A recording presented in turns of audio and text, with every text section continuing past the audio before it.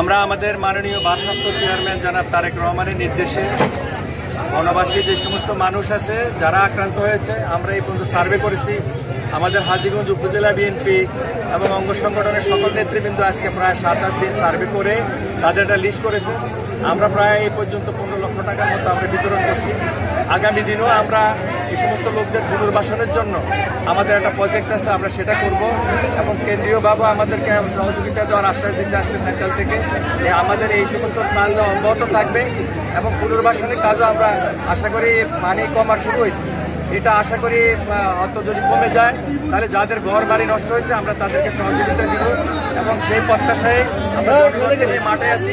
সরকারকেও আমরা সমর্থন করি, জনগণকেও আশ্বস্ত করি এবং অনেকের মাছ নষ্ট হয়ে গেছে তাদেরকেও আমরা যদি সরকার এবং আমরা সবাই মিলে সহযোগিতা দিব এবং যারা যারা ক্ষতিগ্রস্ত হয়েছে এদের আমরা লিস্ট দিচ্ছি। আশা করি আমরা আগামী 10 দিন পরে আমরা পুনর্বাসনের কাজ শুরু করতে পারবো। আমাদের যেই সকল ইউনিয়নগুলি সারা হাজীগঞ্জে আক্রান্ত হয়েছে সেই আক্রান্তর মধ্যে গবাদি পশু আছে, মাছের প্রজেক্ট আছে, পোল্ট্রি ফার্ম আছে, অনেক কিছু মানুষের ক্ষতিগ্রস্ত হয়েছে এই বন্যায়। ভারতের দেওয়া পানিতে এই সৃষ্টি বন্যায় আমাদের অনেক ক্ষতি হয়েছে। আমরা বন্যার জন্য অনেক মানুষ প্রস্তুত ছিল না, সেই প্রস্তুত না থাকার কারণে এই এলাকায় ভীষণভাবে ক্ষতিগ্রস্ত হয়েছে।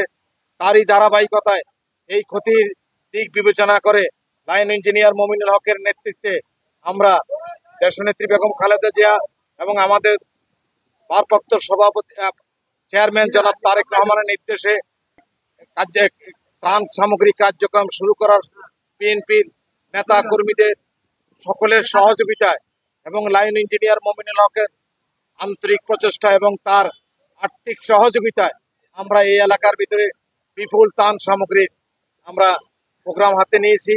আমাদের এখানে বন্যার্থ যারা ক্ষতিগ্রস্ত হয়েছেন আমাদের নেতা ইঞ্জিনিয়ার মমিনুল হক সাহেব নিজের বক্তব্যে বলেছেন উনি যারা মৎস্য ক্ষতিগ্রস্ত, বিভিন্ন ফার্মে ক্ষতিগ্রস্ত, বিভিন্নভাবে ঘর বাড়ি রাস্তাঘাট ক্ষতিগ্রস্ত হয়েছেন, উনি ওনার নিজের ব্যক্তিগত পক্ষ থেকে এবং দলের পক্ষ থেকে দলের যারা আর্থিক সচ্ছলতা আছে তাদের সহযোগিতায় হাজীগঞ্জকে পুনর্বাসন করার জন্য উনি যে কর্মসূচি বাস্তবায়ন করার নির্দেশ আমাদেরকে দিবে আমরা ওনার নির্দেশ যথাযথভাবে পালন করার জন্য প্রস্তুত আছি।